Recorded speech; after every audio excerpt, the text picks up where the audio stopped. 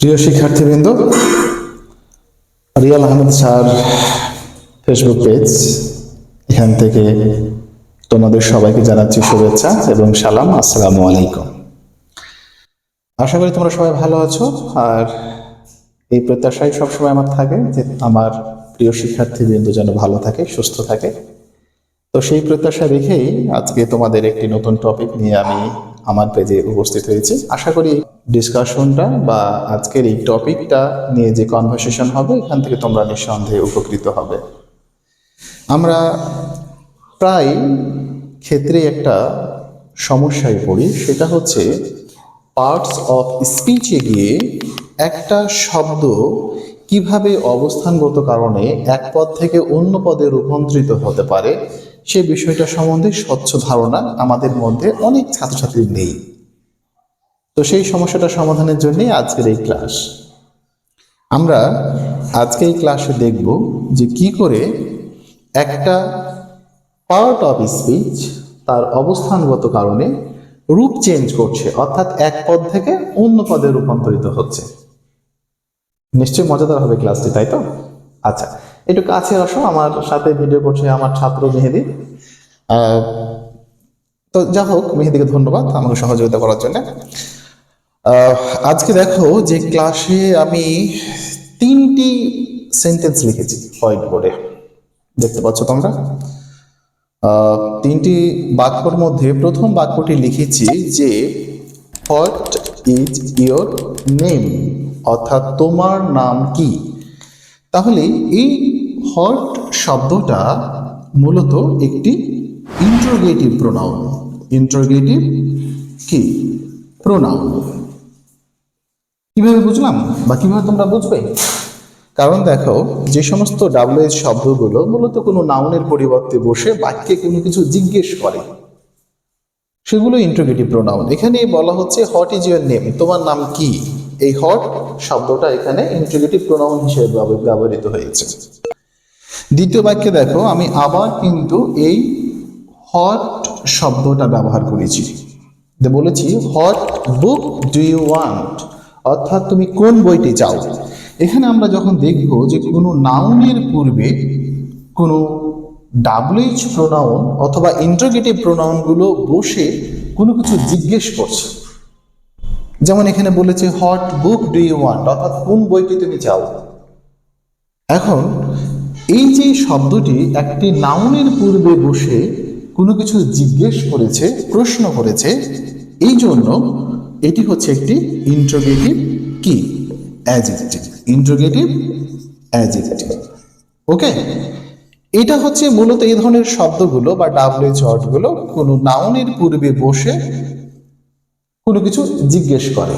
এখানে বইটি সম্বন্ধে একটা এক্সট্রা ইনফরমেশন দিচ্ছে এই হট শব্দটা।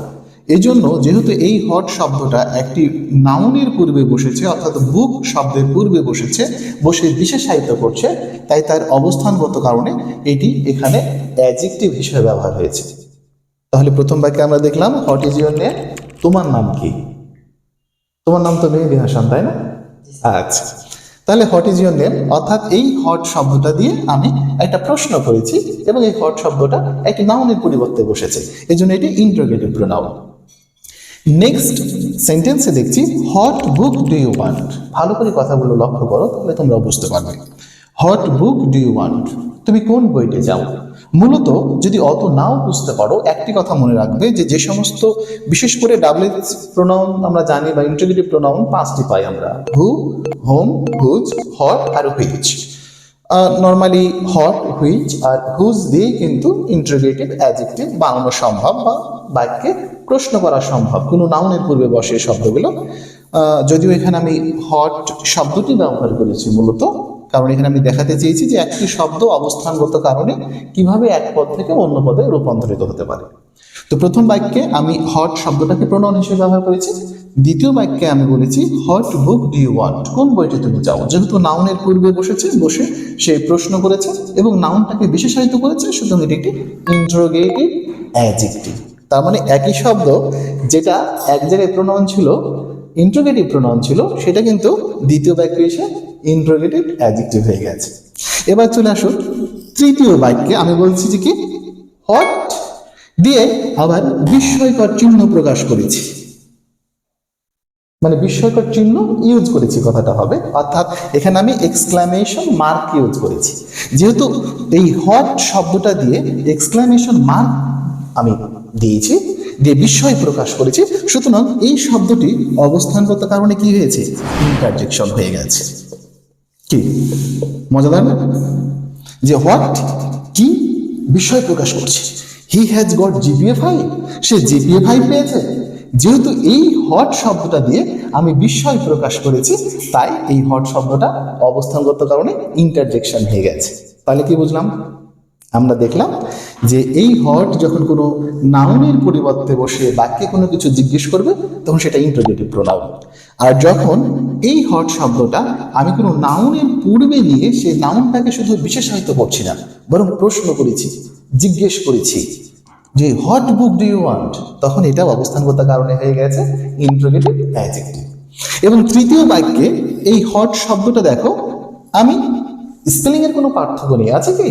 এই হট শব্দটাই স্পেলিং একই বা একটাই শব্দ, কিন্তু তৃতীয় বাক্যে এই হট দিয়ে যখন আমি বিস্ময় প্রকাশ করেছি যে হোয়াট কি, he has got GPA 5, say GPA 5 পেয়েছে, তখন যেহেতু এই শব্দটা দিয়ে আমি বিস্ময় প্রকাশ করেছি তার জন্য এই শব্দটা ইন্টারজেকশন হয়ে গেছে। কি মজাদার বিষয় না? একটা শব্দ অবস্থানগত কারণে প্রোনাউন অ্যাডজেক্টিভ ইন্টারজেকশন হয়ে গেছে। কি কেমন লাগলো আজকের ক্লাসটি? ধন্যবাদ।